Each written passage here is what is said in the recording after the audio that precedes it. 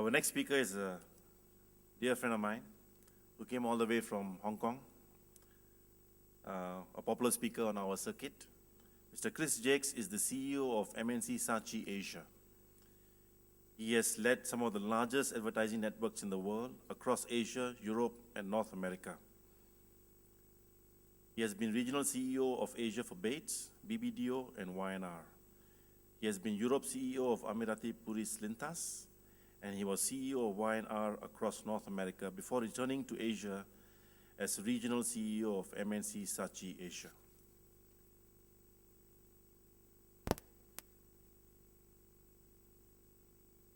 Ladies and gentlemen, it gives me great pleasure to introduce Mr. Chris Jaques.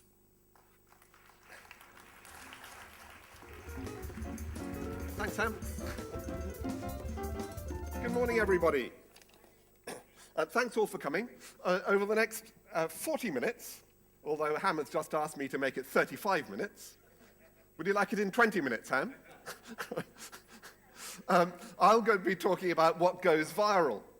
And before I start boring you with all the statistics and the analysis and the research, I thought I might just start off with the answer. I thought I'd just give the answer. Because I can tell you precisely what goes viral. From all the research, all the data, all the analysis, it's very, very simple. What goes viral is not much. If you actually want a statistical basis for what goes viral, from some of the more recent data which has gone through, you'd actually find the answer would be more precise than not much. But if you were to take some of the recent data, you'd find the answer would be about 0.3% of the content which is created to be viral.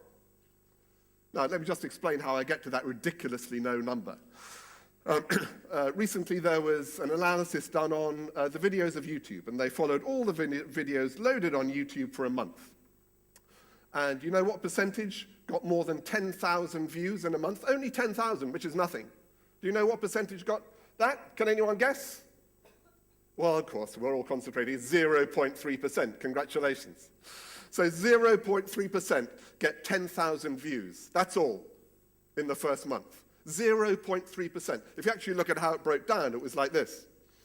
2.8% got nothing. That was probably mine. 65% get less than 50 views. Less than 50 views in a month. 65%. 3.1% get over 1,000 views, and 0.3% get more than 10,000. The answer is nothing goes viral. Right? I'm sure we've all heard of this wonderful organization called Upworthy, which is completely transforming the way viral content happens online, along with BuzzFeed and Gawker. But they've been going for about 18 months now, and they have a really strict policy about editorial policy, which is fascinating, by the way. And their purpose is simply to drive online virality.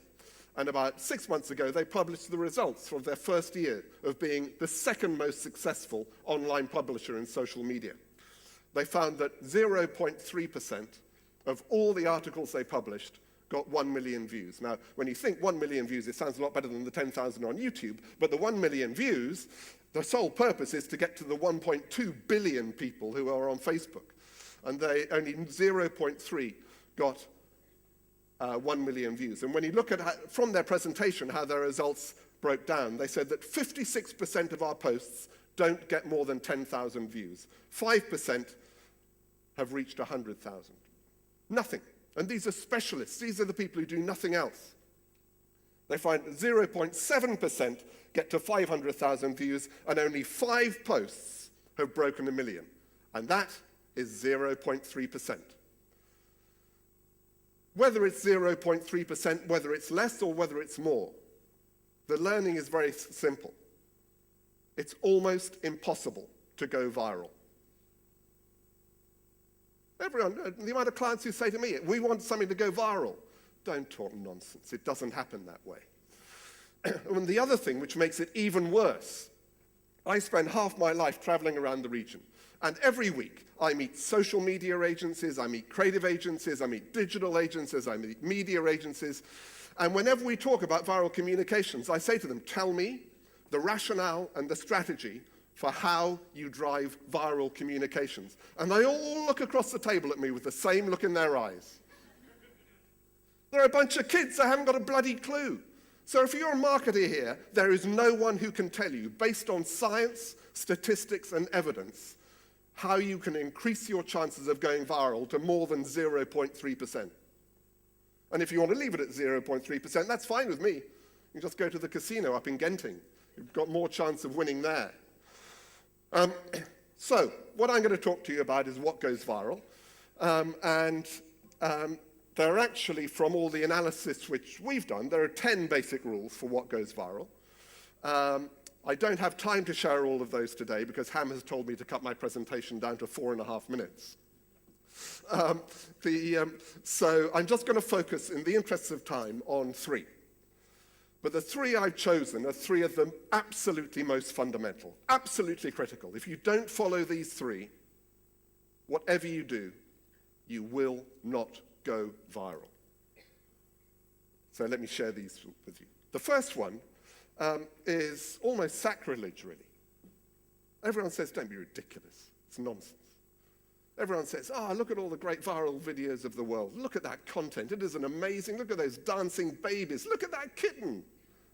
That's the answer. Let's have something with a kitten and a baby in it.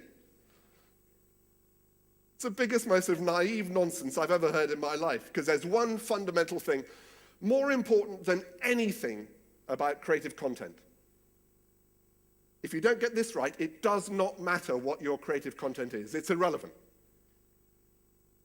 And it's this: reach is more important than content. Nothing much has changed about the world of communications. In viral communications today, nothing goes viral if you have not established competitive reach. Nothing. So let me just explain that in a little detail. The reality is that online, in every social media, but obviously, particularly Facebook and obviously Twitter, most people don't see hardly anything. Your fans see hardly anything you ever post.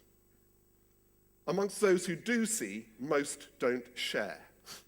The majority of people do not share third-party content online. And when I say most, let me just explain to you what I mean by most. Let's have a look at most don't see. We've all heard over the last 6 months about what's called the collapse in Facebook engagement. It genuinely has been a complete and utter collapse in engagement. If you look at the data which has been coming out over the last few months, everyone calculates it in a slightly different way.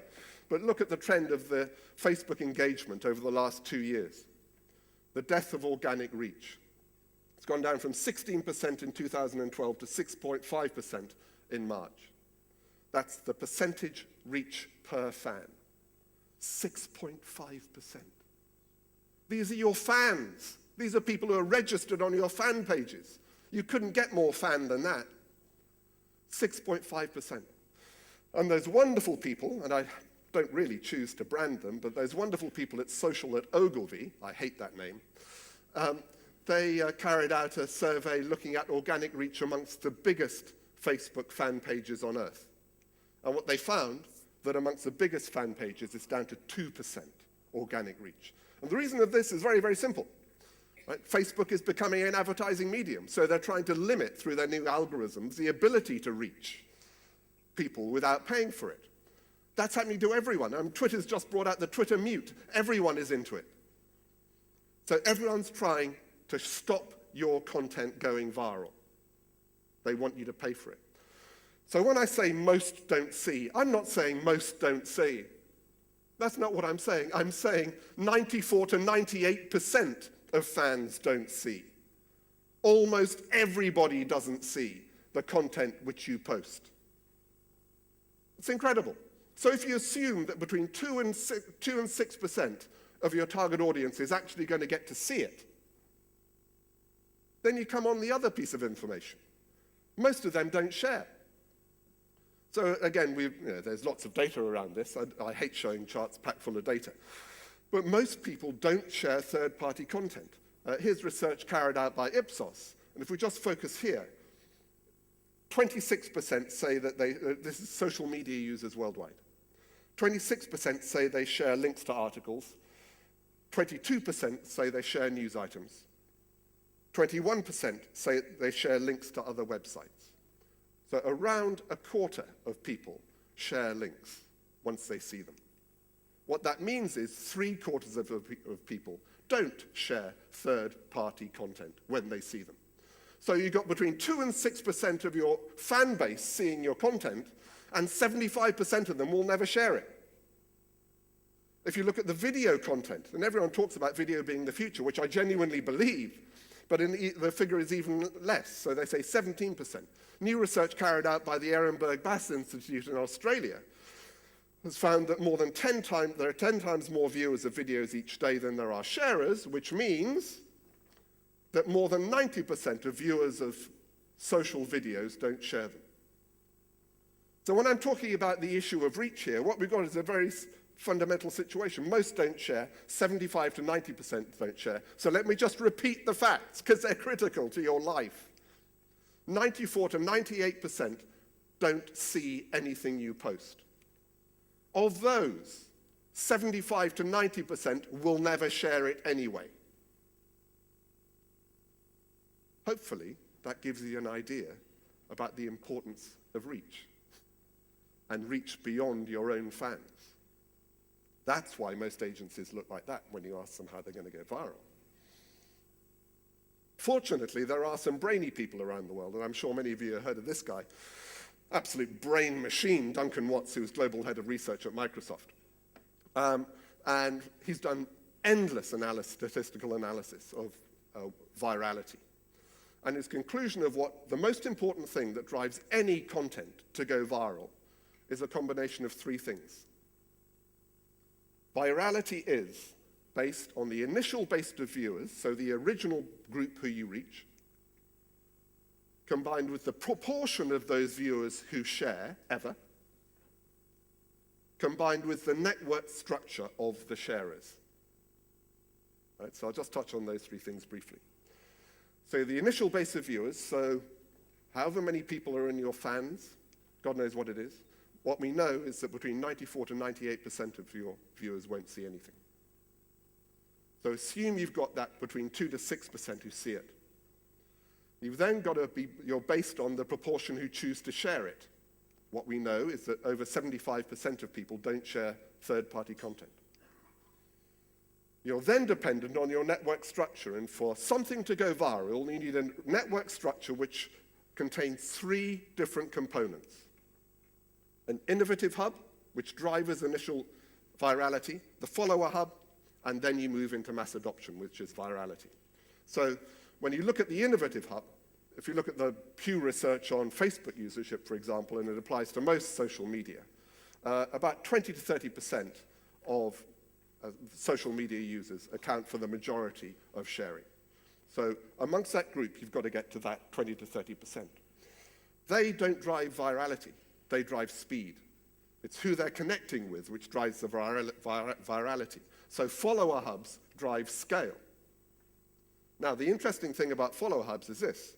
This cool guy, and he's really cool, is a guy called Paul Adams. And he was the head of brand design for Facebook worldwide for a long while. Absolutely brilliant guy. From research which he's done on virality, he concludes this, and I'll quote him. He says, the most important factor in determining whether an idea spread or not was not whether there were influential people in the network, but whether there was a critical mass of easily influenced people who were connected to other people who were easy to influence. That drives everything. They've done statistical analysis around the world for 3 years, and that was the conclusion. It's only when you get to that point that it goes viral. Now, so that's the reality. Right? So that determines viral. Everyone thinks, oh, let's do a fantastic video. Let's whack it online, it'll go viral. It won't. It never will, unless you get a reach which is structured in this way. The conclusion from the Ehrenberg Bass Institute survey is this. content that is viewed by few people cannot be shared by many, however viral the content. It's impossible.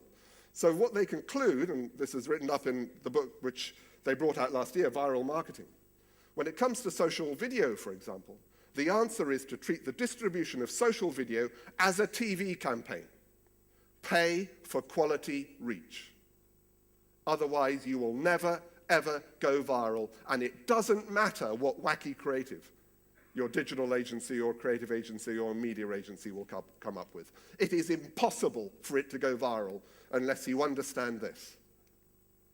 Reach is much, much more important than content.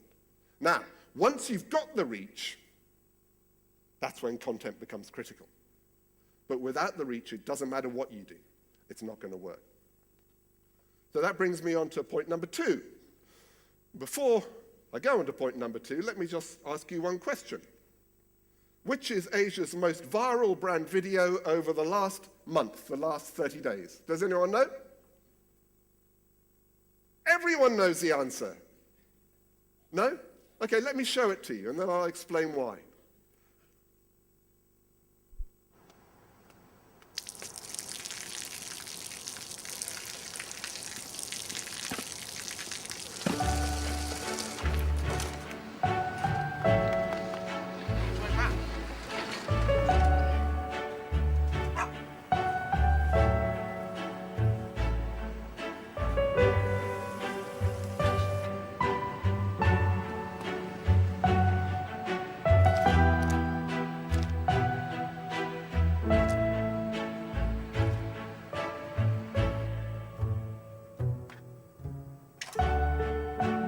เขาจะได้อะไรถ้าเขาทำแบบนี้ทุกวัน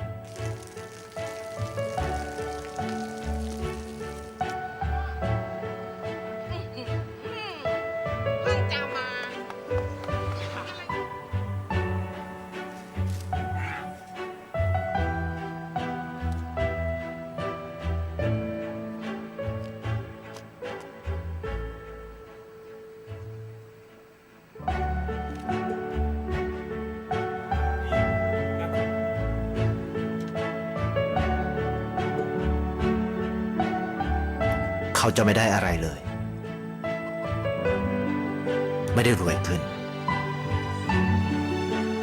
ไม่ได้ออกทีวีไม่มีใครรู้จักไม่ได้มีชื่อเสียงที่มากขึ้น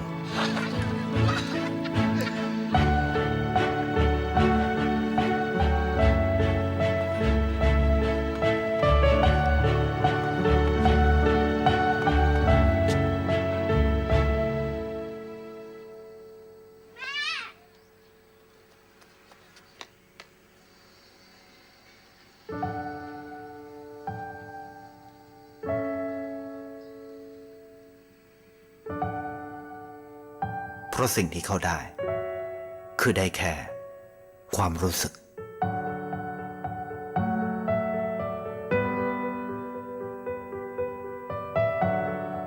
ได้เห็นความสุข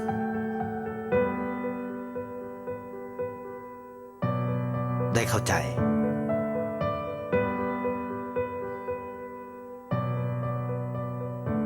ได้ความรักได้ในสิ่งที่เงินซื้อไม่ได้ได้โลกที่สวยงามกว่าเดิม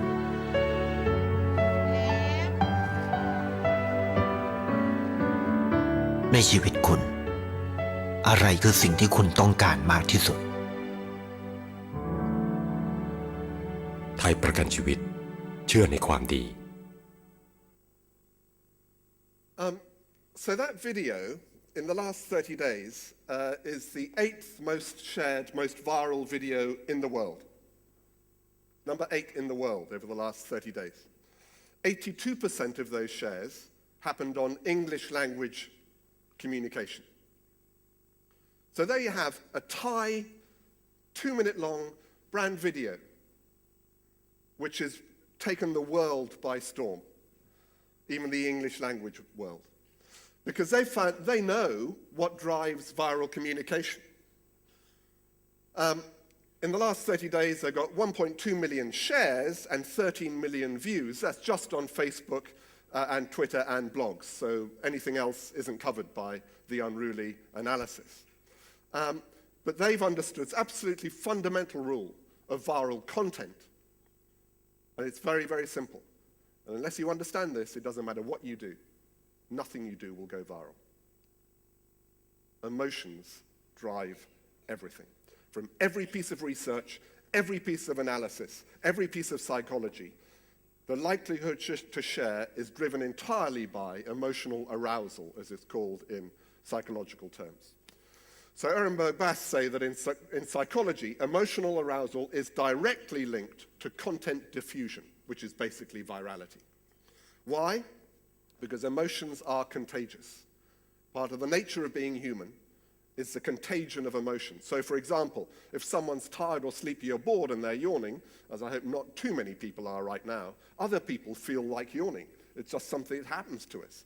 When people are crying deeply, we feel a sense inside like we need to cry as well. It's viral. Laughter is viral. That's why groups laugh together. We're viral species, but the virality is driven by emotions. So Ehrenberg Bass say quite clearly, psychologists have found that the number of people with whom an incident is discussed is directly related to how emotionally arousing it is felt. Let me go into some detail on that. This has been elaborated by Jonah Berger. I don't know if any of you have read his book, which came out last year, Contagious, but he's been working on virality. He's from Wharton College in the States. He's been working on virality for the last 5-6 years. And one of his earlier surveys looked at all the content in the New York Times online edition, which was shared online.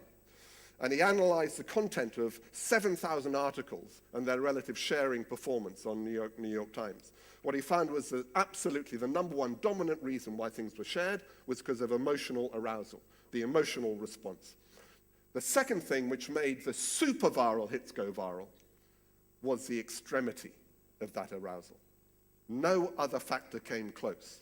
So when we actually talk about arousal, there are two things which are fundamental here. So emotions drive everything.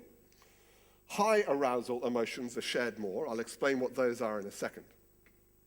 And physiological emotions are shared the most. Now, what's a physiological emotion? I'll tell you very clearly. A physiological emotion is an emotion that is so strong, it creates a physical response. That's basically what it is.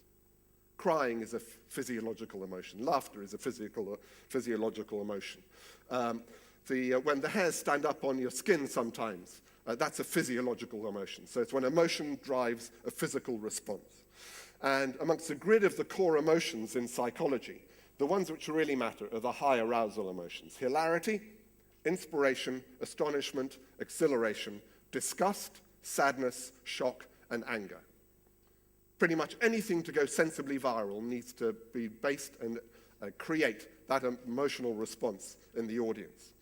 And if you take that principle and you look at two of the biggest online media content providers today, Gawker, first of all. So this is the legendary guy, Nitzan Zimmerman from Gawker, absolutely the legend in creating content which goes viral online on Facebook. He has a very clear principle when he was interviewed a short while ago as to what drives his editorial decisions. It's this. Is it outrageous, heartwarming, hilarious, or anger-inducing? That's it. High arousal emotional response. When you look at the Upworthy editorial policy, this is their chart for what drives their editorial decisions. Content has to drive anger or happiness, anger or joy. Again, high arousal emotions. What Ehrenberg Bass found from their analysis of the 1,000 most viral videos of the last 2 years is that high arousal videos are shared twice as much as low arousal videos. And also, social videos that evoke high arousal emotions are remembered 3 times more than videos which show low arousing content. Incredible difference. High arousal versus no arousal versus no arousal. The problem is, almost everyone in this room doesn't produce that kind of content. They analyze the most successful brand videos in the world, and most brand videos which are successful ignite only low arousal emotions. So I won't bore you with the details, but when you look at the primary responses from branded videos, In terms of positive emotion, the best that most brand videos get is amusement. They don't get hilarity, they get amusement. When you look at the negative emotions, the dominant negative emotion is boredom. Why? Well, I'll tell you why. It's actually very simple. Agencies, traditional agencies, are incapable of producing that sort of content because they have no experience doing it. It's pointless talking to a traditional thinking kind of agency. They don't understand the business of emotions. That's number one. Number two is, it's everyone in this room. Clients are averse to risk. You're averse to creating really high-risk emotions in the content. You feel uncomfortable doing it, so you don't actually push it. So the problem comes from both ways. But what you actually see from the data is that, on average, videos that elicit high arousal emotions gain twice as much sharing as those that elicit low arousal emotions, yet more than 70% of brand videos evoke only low arousal emotions. That's your fault, it's my fault, it's our fault. But the learning here is what we have to do to get better, not to lay any blame.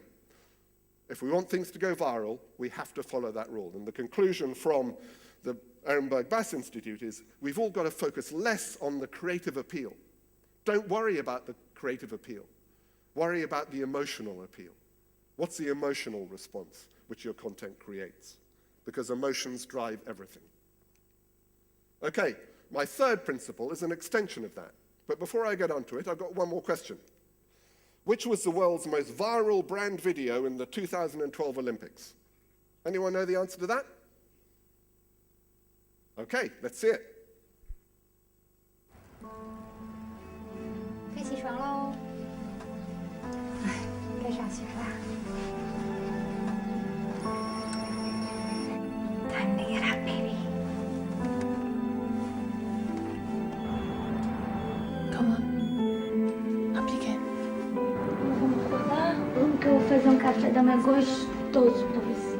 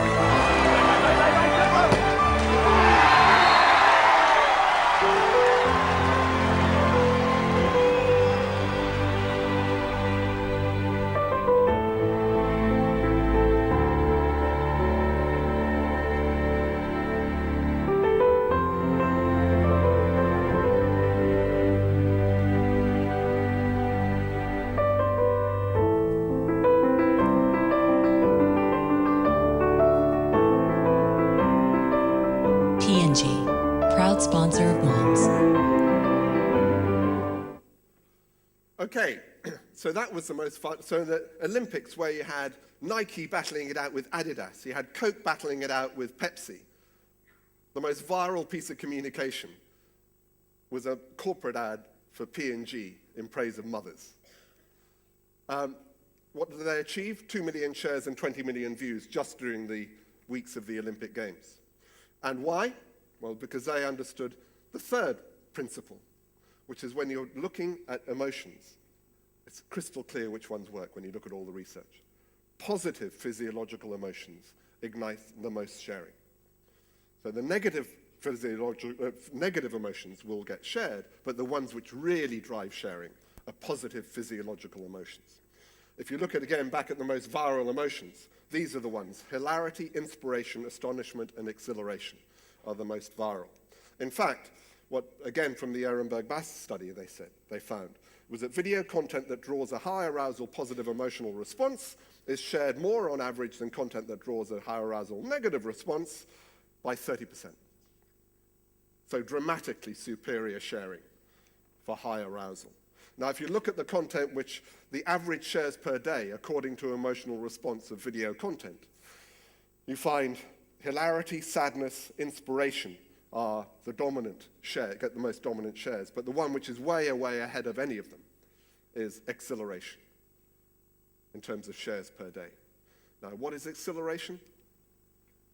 It's the most viral emotion which any marketer can communicate, regardless of what's in your communication. If you communicate exhilaration, you will transform your chances of going viral. And what is exhilaration? It's a feeling of excitement, happiness, or elation. So the challenge is not to produce communications which sell your brand story. It's not to produce communications that is funny. It's not to produce anything with babies and cats. The challenge is to create a feeling of elation.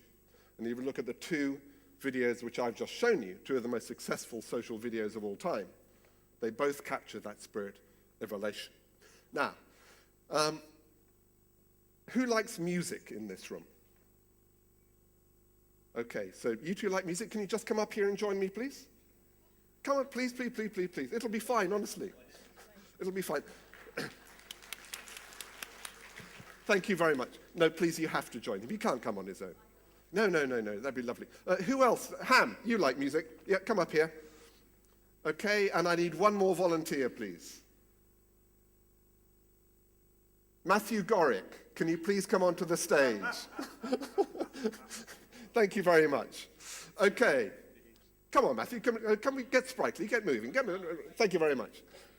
Okay, what an all-star cast here. Thank you very much. You see he's moving already. He's got the actions. Okay, now, I've got a question for everyone here. Which is YouTube's most viewed video of all time?